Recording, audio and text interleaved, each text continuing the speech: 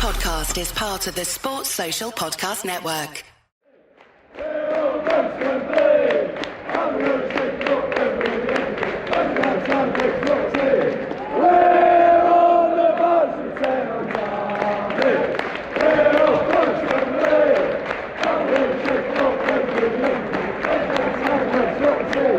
Back to Wembley we go. We're on the march with Eric's army, and it feels good, even better, when quarter-final victories involve 2 minutes of untold carnage at Old Trafford. Manchester United defeat Fulham 3-1. Marcel Sabitzer scores his first goal for the club, and we draw Brighton in the semi-final, and Sevilla, oh God, not another Spanish team, in the Europa League quarters as well. A very warm welcome to the Manchester United Weekly Podcast with me, Harry Robinson. My regular co-host Jack Tait isn't with me this week for reasons that will become clear very shortly. There's still plenty to discuss, reviewing the win over Fulham, looking at the problems or benefits of the international break, giving you an extensive United women roundup. Here's a clue: they've achieved the same as the men's team, and updates as well on a chastening defeat for the under-21s to Manchester City, a frustrating draw for the under-18s, and an exciting couple of goals for players out on loan in the Football League. Right, before we begin properly, you've just heard some noise from Old Trafford, where I was at the weekend, of course, but Jack was somewhere slightly different in European football. He sent this voice note, and he'll speak about his experience there when we record again later this week, but I want you to try and guess where he is, if you can.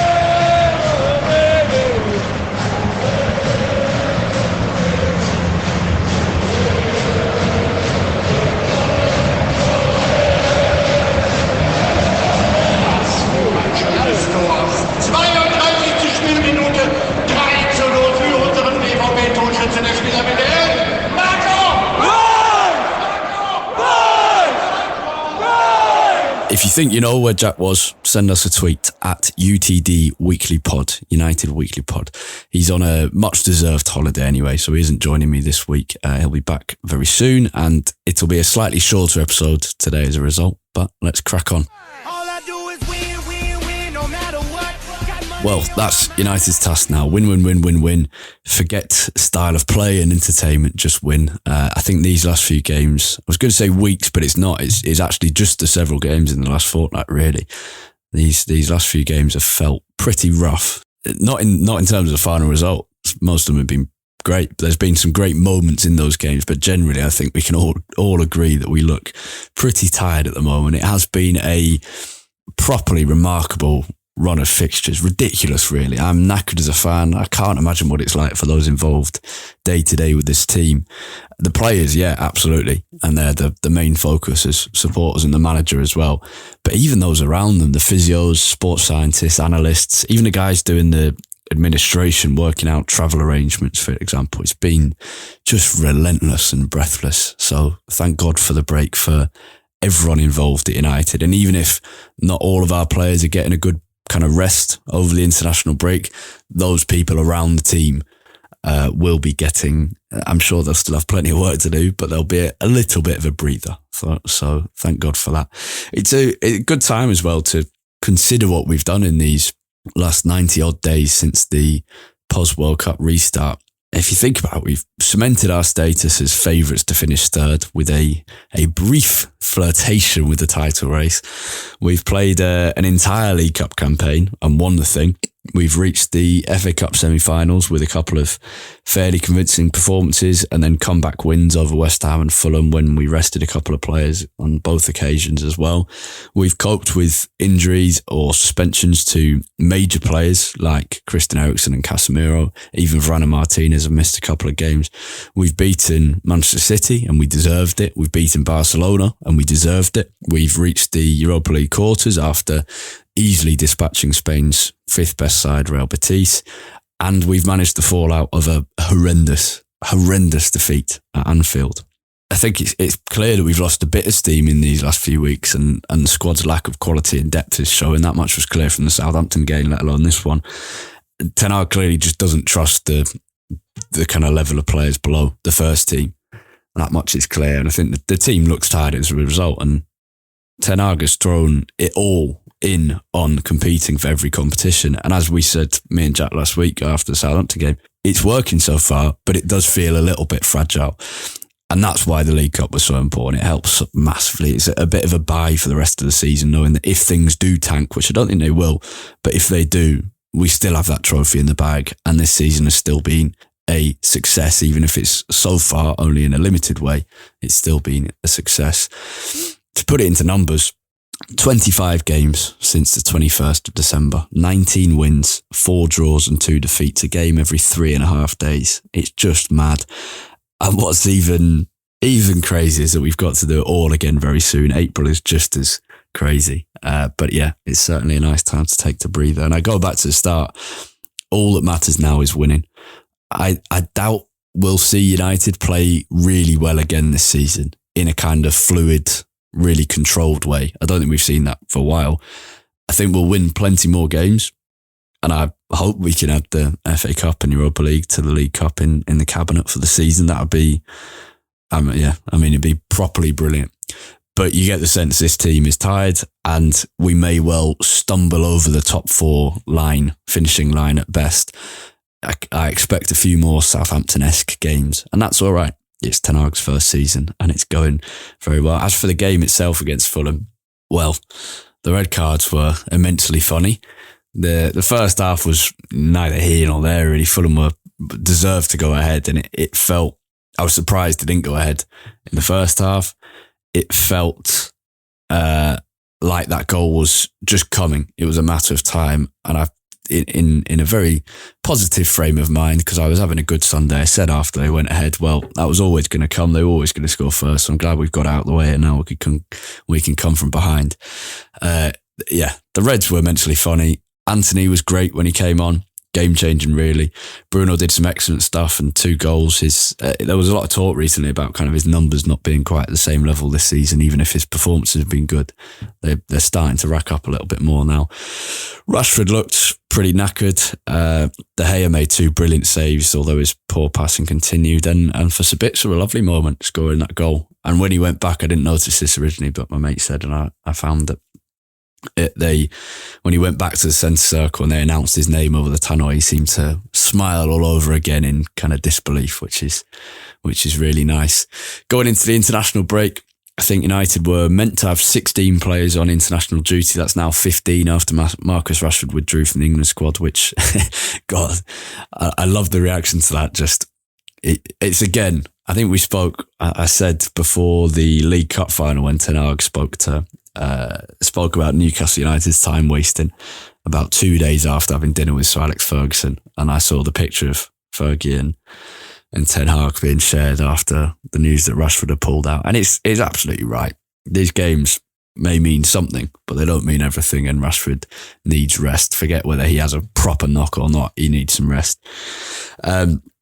But that's 15 players now on international duty. Quite a few of those. So looking at Pellistri, Elanga for Sweden, Lindelof for Sweden, Kobbie Mainoo for England's under-19s, Tyrell Malacia, McTominay, even Maguire are players who either aren't first choice or have been given some game time but could do with a bit more game time. They're certainly not going to be tired. You've then got a few others which are a bit of a worry, like Diogo Dalot, Anthony, Lissandro Martinez, even Wout Weghorst, because where would we be without him? Hopefully they get, if they can play one game, that's all right, rather than 2, which is unlikely. You'd expect them to kind of have their minutes managed by their international managers. And then there's a few others. Casemiro suspended, so it's fine if he plays a few games. It will keep him nice and sharp. Sabitzer hasn't played loads this season, so he's not going to be as tired as the rest of the squad. Luke Shaw's a bit of a concern, but I always get the sense that he's a player who benefits from playing a lot. Bruno is exactly the same and will demand to play every game. It would be nice if Bruno got a bit of a rest, but he's not going to. That man plays every game for Portugal, and I don't think he'd have it any other way. So I'm sure he'll be playing in both of their fixtures. I think they're against Luxembourg and Liechtenstein. I can't quite remember. But this break, it hasn't come at the perfect time. I was watching Middlesbrough's highlights, and Michael Carrick was asked whether this had come at the right time. And he said, well, I don't think it can come at a right time or a wrong time. It just happens when it happens. And I think that's probably right. But you can definitely take some positives from the time in his international break. You've got an opportunity now for Christian Eriksen's recovery is sounding pretty positive. I'll come on to that. That could be massive. But also to get Anthony Martial back ready, because as many faults as he has, he would be incredible. He could really change this back end to the season if he's available, and even if he's playing at 70% of his usual self. Or not 70% of his usual self, because that he plays at 70% of his top level normally. But if he can play at 70% of that very, very peak Martial, that would give United an awful lot in attack. But Eriksen's a key one. He would, especially given the suspension to Casemiro, he's got 3 more games: Newcastle, Brentford and Everton in the league. Casemiro will miss. So if Eriksen can come back even to start one of those, that would be a proper game changer for United. And especially recently, because I remember saying when Eriksen got injured, some of you might remember that I said, if he's just out for 3 or 4 games here, I don't think I'll mind too much, because the games coming up when Eriksen got his injury were against big sides where I've certainly felt that Eriksen's value is lesser to the team compared to when we're playing against smaller sides. We need to break them down, and you have that quality of passing from deep and that ability to dictate the tempo that Eriksen has. Obviously, he was out for a lot longer than we expected, and my comment was either stupid or at least futile.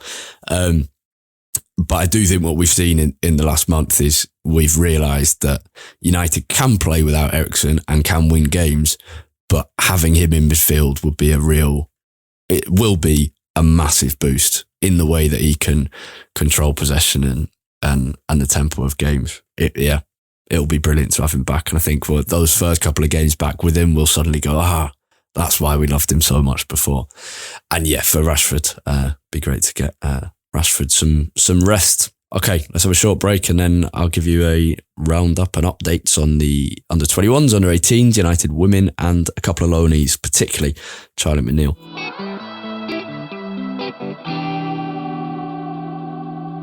Football Social Daily. How would you react if in 4 years you went from playing on the streets in Africa to representing Real Madrid? We go to the training as usual. The clubs call me. They say, okay, we had a bid for you. Do you want to go to Real Madrid? I say, okay. That's Cameroon football legend Jeremy, who won the Champions League twice whilst at Real Madrid. You can hear our full conversation with the former Chelsea man on Football Social Daily, available now wherever you get your podcasts. Football Social Daily, the Premier League podcast. Let's start with the bad news and get it out of the way. United's under-21s were thumped 6-0 by Manchester City at the weekend. If you're interested, the goals were from Mika Hamilton, Will Dixon, Oscar Bobb, Cian Brecklin and Jayden Heskey, the latter being the 17-year-old son of Emile. United were 2-0 down within 15 minutes. Bad defending already, and then when Sonny Al-Joffrey got a red card after just 21 minutes, the task was made nigh on impossible, and United couldn't shut out City after that very successfully either. City have a very good side who are, or will, run away with the Premier League 2 title, most likely. As for the performance, well, Dermot Mee, the goalkeeper for United, probably came out of the game with the most credit. He made a couple of very good saves. He couldn't really do anything about the goals. The rest of the defence, less so. It was a particularly bad day for Sonny Al-Joffrey, who gifted one of the opening goals before getting sent off. He hardly touched Oscar Bobb as he ran forward, but it was enough to bring him down. And as the last man, Al-Joffrey had to be sent off, and I don't think there were many complaints. It was a little hard to see on the camera angle just how much he touched him, but it looked like enough, and the referee was in a decent position.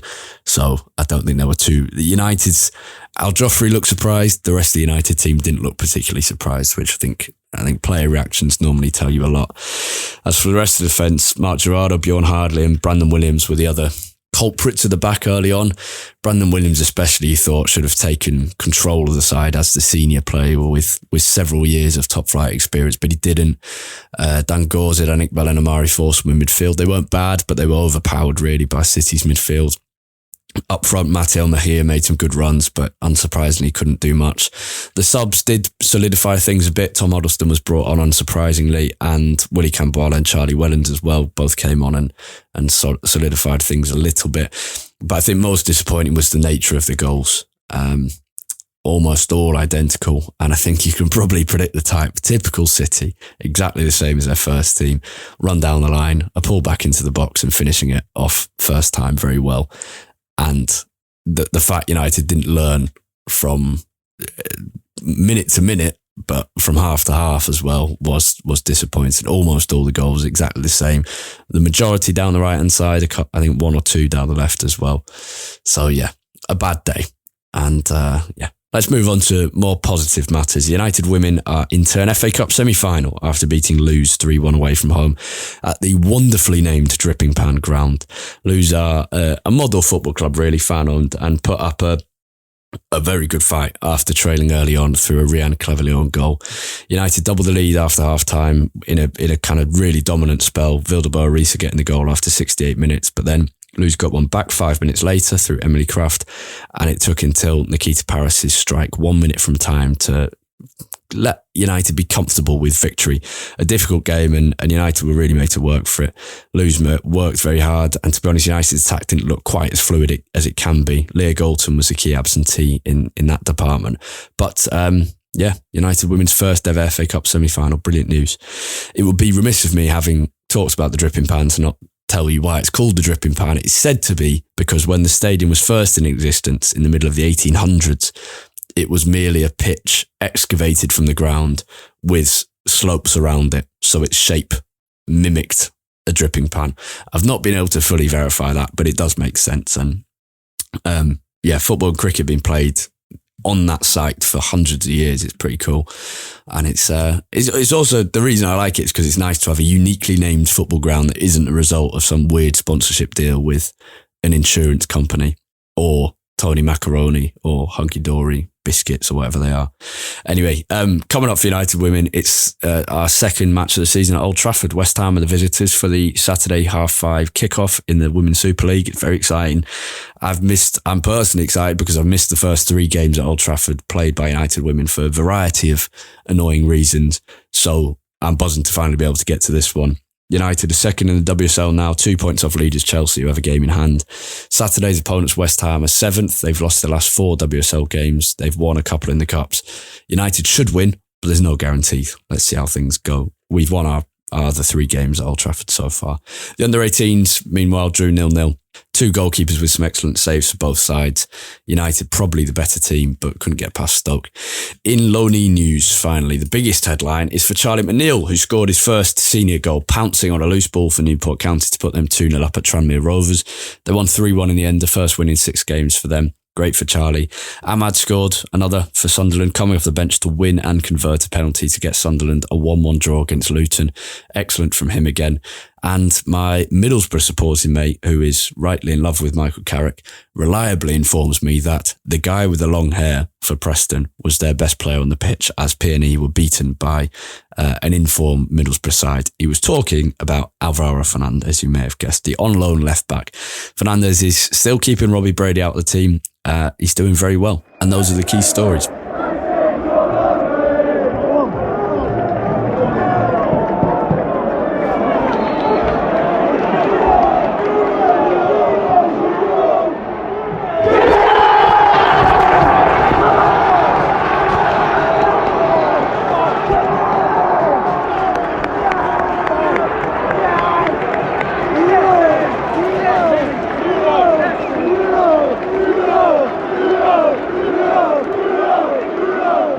I think that's all for the Manchester United Weekly Podcast this week. Apologies for a slightly shorter episode in Jack's absence.